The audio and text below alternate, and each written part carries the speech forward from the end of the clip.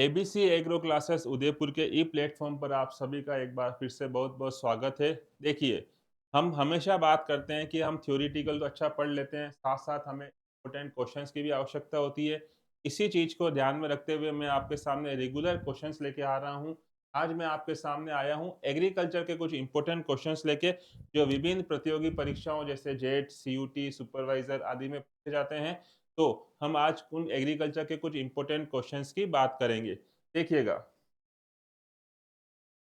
सबसे पहला क्वेश्चन आपके सामने लिखा हुआ है, आईपीएम में सम्मिलित हैं। विकल्प दे रखे हैं आपको, यांत्रिक विधि, रासायनिक विधि, जैविक विधि या सभी। तो सबसे पहले तो हमें ये पता होना चाहिए कि आईपीएम होता क्या है। आईपीएम का जो मतलब होता है वो मतलब होता है, देखिएगा, आईपीएम का जो मतलब होता है वो होता है समन्वित कीट प्रबंधन। समन्वित कीट प्रबंधन, इंटीग्रेटेड पेस्ट मैनेजमेंट बोलते हैं इसको। Integrated pest management, integrated pest management का मतलब होता है, इंटीग्रेटेड का मतलब यदि समझिएगा समन्वित, समन्वित का मतलब होता है सभी, किसी भी कीट को नियंत्रण करने की सभी विधियों को एक साथ में उपयोग करना क्या कहलाता है, आईपीएम कहलाता है, समन्वित कीट प्रबंधन। तो सभी को जब हम साथ में यूज करेंगे मतलब उसमें यांत्रिक भी होगी, रासायनिक भी होगी और जैविक भी होगी। इस कारण से इसका क्वेश्चन का जो आंसर होगा वो होगा सभी। तो अगर आपसे कभी भी पूछ रहे आईपीएम क्या होता है तो उसका मतलब होता है समन्वित कीट प्रबंधन। कीटों को प्रभावी रूप से नियंत्रित करने के लिए सारी विधियों को एक साथ उपयोग करिए, जिससे कीट का नियंत्रण आसानी से हो जाए। इसे कहा जाता है आईपीएम। ठीक है, नेक्स्ट देखिएगा। देखिए, जब भी हम मृदा की बात करते हैं तो उसमें हमेशा किसकी बात होती है, पीएच की बात जरूर होती है। पीएच, पीएच एक टेबल है। अगर आपने कभी सुना हो, पीएच एक टेबल है, इसका फॉर्मूला होता है ये पीएच का फॉर्मूला है। तो इसमें कौन सा आयन आ रहा है, हाइड्रोजन आयन आ रहा है। आपने सुना होगा अम्लीय मृदा होती है, उदासीन मृदा होती है, क्षारीय मृदा होती है। अगर आपको पीएच टेबल के ऊपर पूछे तो जो 7 वैल्यू होती है वो किसकी होती है, उदासीन की। उदासीन की वैल्यू कितनी होती है, 7। अम्लीय की जो वैल्यू होती है वो 7 से कम होती है, मतलब आप देख लो 7 तक, 1 से लेके 7 मान लो। ठीक है, और क्षारीय जो मृदा होती है वो होती है 7 से ऊपर, मतलब 7.1 से लेके 14 तक। ये पूरी पीएच की टेबल होती है जो आपने देखी होगी, क्वेश्चन भी आता है। सॉरी। तो अगर आपसे ऐसा पूछें कि सर्वाधिक पीएच वाली मृदा कौन सी है, तो आपके सामने ऑप्शन दे रखे हैं, अम्लीय, क्षारीय और उदासीन। तो आपको भी पता है कि सबसे अधिक मान किसके होते हैं, क्षारीय के। इस कारण से इस क्वेश्चन का आंसर क्या हो जाएगा, क्षारीय मृदा की पीएच क्या होती है, सबसे ज्यादा होती है, 7 से 14। फिर देखिए, एक और इम्पोर्टेंट क्वेश्चन है, मेट्रियोलॉजी। अगर आपने नाम सुना हो, मौसम विज्ञान, कभी आप जब एग्रीकल्चर कॉलेज में कभी गए हो, आपने एडमिशन कभी लिया हो या कहीं ऐसी विजिट कराई हो स्कूल से, तो वहाँ पे एक पूरी सोलर लैब होती है, एग्रीकल्चर की लैब होती है, इसको मेट्रियोलॉजी बोलते हैं। तो वहाँ पे आपको बहुत सारे इक्विपमेंट मिलते हैं। वहाँ पे एक इक्विपमेंट होता है, उसको बोलते हैं कर्व कार्ड। तो कर्व कार्ड से क्या नापा जाता है, विकल्प दे रखे हैं, सूर्य का वेग, सूर्य की रोशनी, दोनों, या सूर्य का आकार। तो इस क्वेश्चन का आंसर है सूर्य की रोशनी कर्व कार्ड से नापी जाती है, ये याद रखिएगा आप। ठीक है, नेक्स्ट देखिए, जल मांग। जल मांग का मतलब होता है वाटर रिक्वायरमेंट, पानी की आवश्यकता।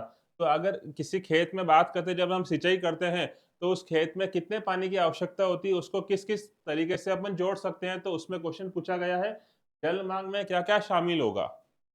जो आप पानी दे रहे हो जिसको बोलते हैं वाटर रिक्वायरमेंट।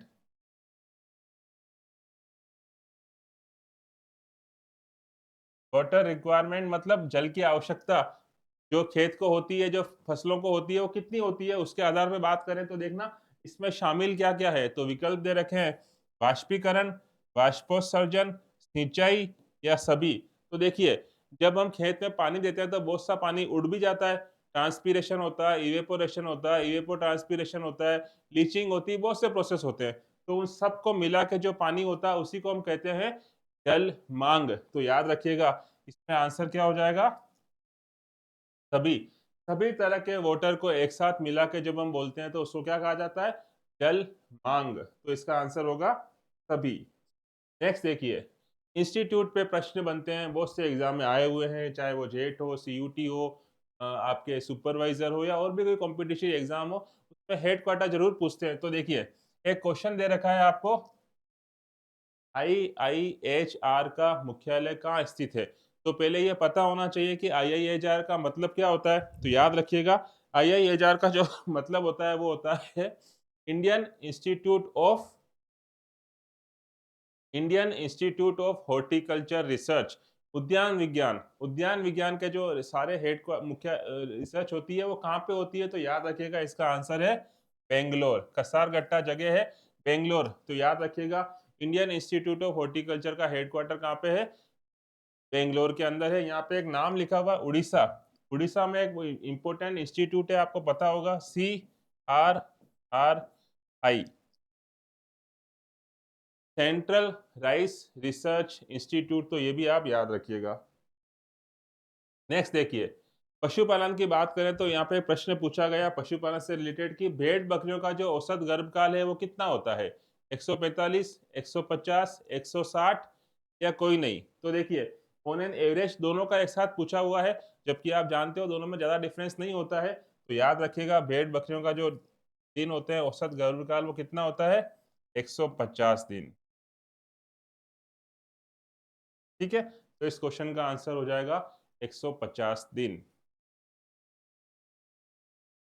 फिर देखिए, एक इंपॉर्टेंट क्वेश्चन लिखा हुआ आपके सामने, लासो क्या है? लासो एलाक्लोर, अगर आपने कभी नाम सुना होगा, एलाक्लोर लासो, ये क्या है? विकल्प दे रखे हैं, कीटनाशी, फफूंदनाशी, खरपतवारनाशी या सभी। तो याद रखिएगा, लासो जो है वो किसका एग्जाम्पल है? हाँ, सही कह रहे हो आप, लासो एग्जाम्पल है किसका? खरपतवारनाशी का। तो याद रखिएगा, लासो एलाक्लोर किसका नाम है, क्या किसका उदाहरण है? तो आंसर हो जाएगा आपका खरपतवारनाशी।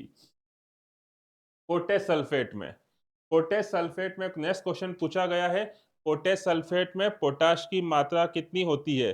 विकल्प दे रखे हैं आपके सामने। तो देखिएगा, विकल्प, पहला विकल्प दे रखा है 60%, दूसरा विकल्प दे रखा है 16%, तीसरा विकल्प दे रखा है 32% और लास्ट वाला विकल्प दे रखा है 48%। तो आपसे पूछे कि इसका एग्जैक्ट आंसर क्या होगा, तो आपको बताना है कि पोटेश सल्फेट में कितना परसेंट पोटेशियम होता है। तो याद रखिएगा, इसका जो आंसर है वो आंसर है 48%। दो नाम आपने सुने होंगे, एमओपी, और एक नाम आपने सुना होगा एसओपी।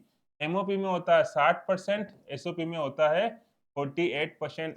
एमओपी का मतलब होता है म्यूरेट ऑफ पोटाश, एसओपी का मतलब होता है सल्फेट ऑफ पोटाश, जिसे पोटेश सल्फेट भी कहते हैं। तो इस क्वेश्चन का आंसर होगा 48% और एमओपी भी याद रखिए, म्यूरेट ऑफ पोटाश, उसमें होता है 60%, 60%। फिर देखिए, एक इंपॉर्टेंट नाम आता है, वो इंपॉर्टेंट नाम लिखा हुआ है आपके सामने, क्रॉपिंग सिस्टम। क्रॉपिंग सिस्टम किसे कहा जाता है? विकल्प दे रखे हैं, क्रॉपिंग पैटर्न, मैनेजमेंट, दोनों या कोई नहीं। तो याद रखिए, सिस्टम जब बनता है तो अकेले तो बनता नहीं है, उसमें कोई ना कोई चीजें अलग अलग शामिल होगी। क्रॉपिंग सिस्टम का जो सिस्टम है उसमें क्या क्या चीज शामिल होगी? विकल्प के बेसिस पे बात करें तो सामने दिख रहा है कि इसमें दोनों चीज शामिल होगी। इस कारण से क्रॉपिंग सिस्टम का आंसर होगा क्रॉपिंग पैटर्न, और क्रॉपिंग मैनेजमेंट दोनों को मिलाकर क्रॉपिंग सिस्टम कहा जाता है।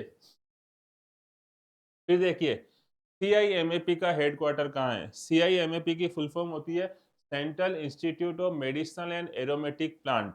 मेडिसिनल एंड एरोमेटिक, औषधीय और सुगंधित पौधों के ऊपर जो अनुसंधान होते हैं वो कहाँ पे होते हैं? विकल्प दे रखे हैं, यूपी, MP, राजस्थान, महाराष्ट्र। तो वो होते हैं लखनऊ के अंदर। उसका आंसर है UP. Central institute of medicinal, औषधीय और सुगंधित, मेडिसिनल और एरोमेटिक। CIMAP का मतलब central institute of medicinal and aromatic plants. इसका हेडक्वार्टर लखनऊ, कहाँ पे है? यूपी में इसका आंसर है। सेम एक और मुख्यालय का क्वेश्चन आ गया है CFTRI।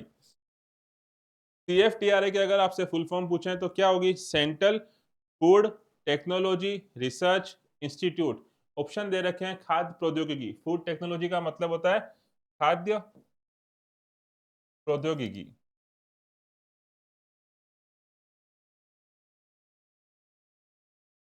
Central Food Technology Research institute का हेडक्वार्टर कहाँ पे है? मुंबई, मैसूर, कटक, अविकानगर। तो इस क्वेश्चन का आंसर है मैसूर। फूड टेक्नोलॉजी के सारे अनुसंधान कहाँ पे होते हैं? मैसूर में होते हैं। अविकानगर तो आप जानते होंगे, अविकानगर में एक हेडक्वार्टर है CSWRI, केंद्रीय भेड़ एवं ऊन अनुसंधान संस्था, शिप एंड वूल, भेड़ एंड ऊन, ship and wool research institute का हेडक्वार्टर कहाँ पे है? तो आपका आंसर हो जाएगा अविकानगर। ठीक है, टोंक, मालपुरा, जयपुर, जो भी आप बोलना चाहो। केम प्लांट का उदाहरण है। देखिए, जब आप शस्य विज्ञान में पढ़ते हैं पादपों को, तो दो तरह के मैकेनिज्म आपने पढ़े होंगे। एक होता है C3 पादप, एक होता है C4 पादप। ठीक है, उसी के साथ में आपने एक नया नाम पढ़ा होगा, उसको बोलते हैं केम प्लांट्स। CAM क्रूसेलेशियन एसिड मेटाबॉलिज्म इनकी फुल फॉर्म होती है, लेकिन आप तो इसका याद रखिए केम प्लांट बोलते हैं। क्वेश्चन पूछा है केम प्लांट का उदाहरण क्या है, तो याद रखिएगा मक्का, गेहूं, नागफनी और सभी में से इसका आंसर है नागफनी। तो याद रखिएगा नागफनी इसका उदाहरण है, केम पादप का उदाहरण है CAM, जिसको बोलते हैं क्रोसेलेशियन एसिड मेटाबॉलिज्म। यहाँ तक बात समझ में आई आपको? तो देखिए, एग्रीकल्चर के बहुत महत्वपूर्ण इंपॉर्टेंट क्वेश्चन की सीरीज आपको रेगुलर मिल रही है। तो इसको रेगुलर अपडेट पता लगाने के लिए आप जुड़े रहिए आपके अपने ABC एग्रो क्लासेस उदयपुर के डिजिटल प्लेटफॉर्म के साथ। और कभी भी आपको कोई भी समस्या हो तो आप हमारे डिस्क्रिप्शन में जो भी नंबर दे रखे हैं उस पे आप हमसे संपर्क कर सकते हैं। जुड़े रहिए ABC एग्रो क्लासेस उदयपुर परिवार के साथ। बहुत बहुत धन्यवाद आपका।